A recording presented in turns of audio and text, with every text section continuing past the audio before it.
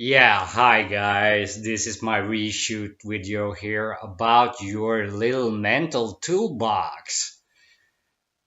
I'm gonna just roll with it here and redo this demonstration because it's really important that this is done in a very orderly fashion, which I have constituted that I did not have. I'm gonna go through here a lot of tools that I have developed in my school now to use it in a box as well. Now, some parts of this might seem a bit cruel as we go on, but things is used in a symbology here. It's very important. It's just as a metaphor uh, as emotional and traumatic things can be. To fully express those things, you need maybe to break something. Um, yeah, let's start with this then.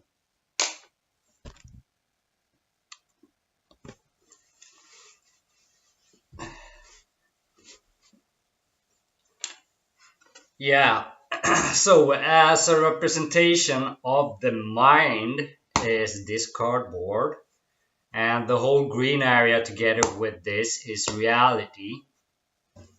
Mind and reality is both of this physical plane in this model of thinking.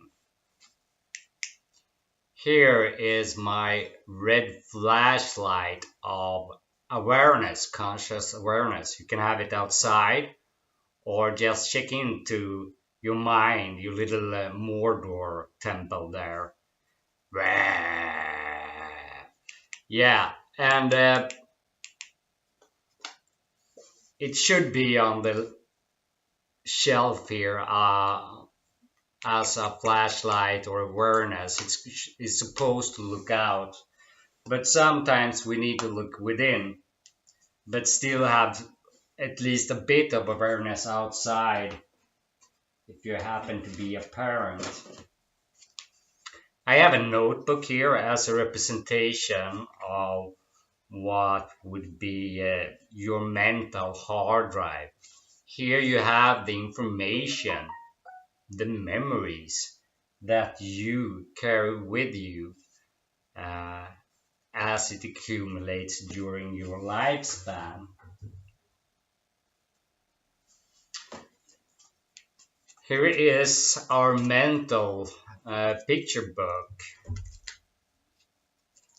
as well as a representation of your mental hard drive. You have pictures in your mind simply, or that is something you can do. You don't play up movies from this one. You play up pictures from this one. So this could go into the mind from this place. That is also part of your of reality, but your memory is not part of your mind. Your mind conjure it up like this in still images, not movies. You cannot interact with memories.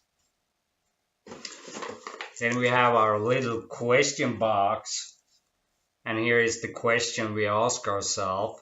It's important to have it in a box because you can put a question in here, so you don't have it as a mental question as you walk on. You can put questions aside, for example, when you need to put more focus on work, for example. Now we have a representation of ourselves here, or the me, with the flesh that we are, with all its knowledge, or the knowledge that you carry and can take in as a soul, as information, so you can describe it to others, or you can use that to utilize yourself in planning. And here we got Ohana, little Moby. And I write with this with a pen now, so I put in Moby here. There we have that. So these are high priority figures.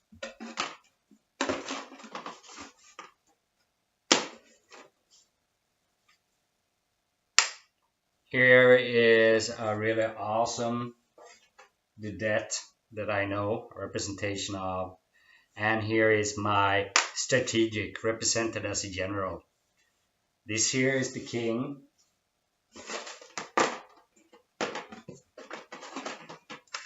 So these are the ones that you carry as important people in your memory bank, those you high value. Then we've got these kind of guys that might be a memory that keeps interfering, because even though you have decided to end a relationship with that person, you carry it with you as a role and memory as a role, rather than putting it aside in the back.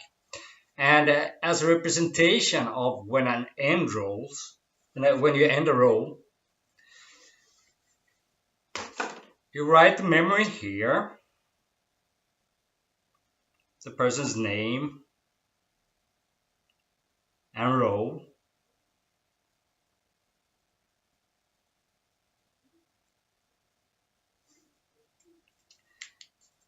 And so you don't really need to mentally think of that person anymore. I use a hammer. You can use something less dramatic, but here we go.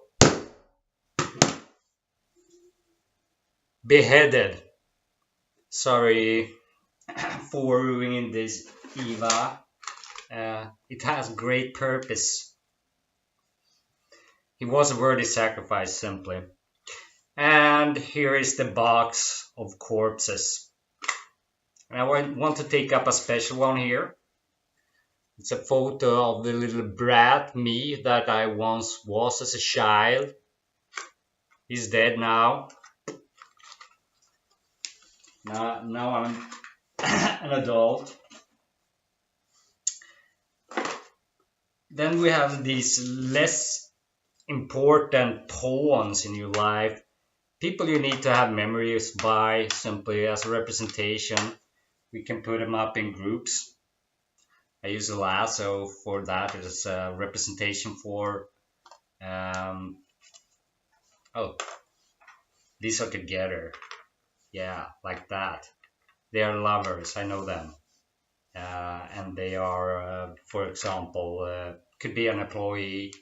One could be a web developer. One could be, let's see now. Oh,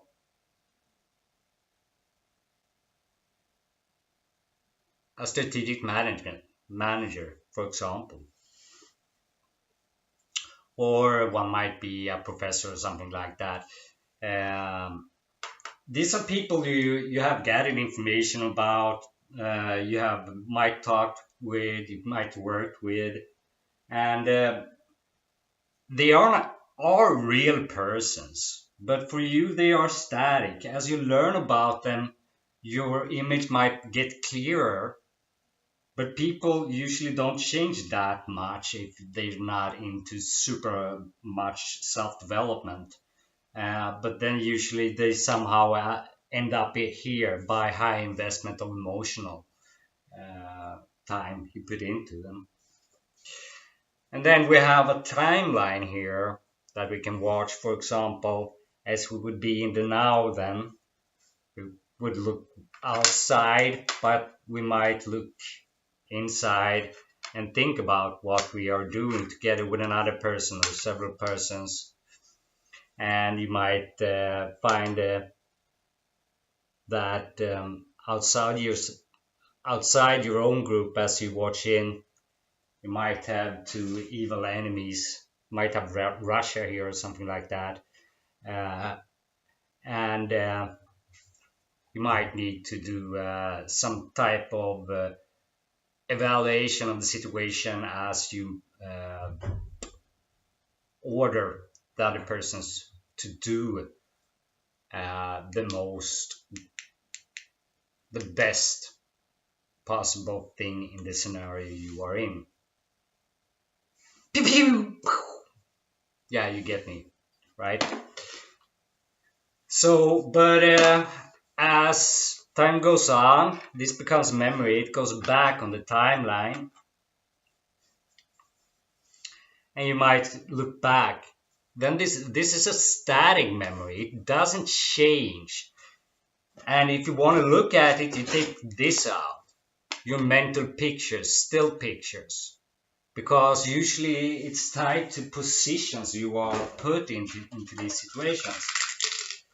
And sometimes people heckle you around, tell you stuff about you that you are supposed to speak about yourself, and that creates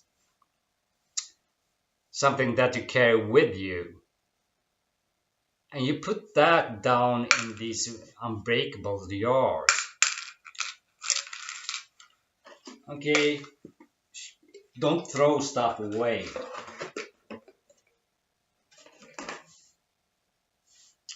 Simply. Yeah. There was one more player I was supposed to put in here. Where is she? The White Queen. Yeah.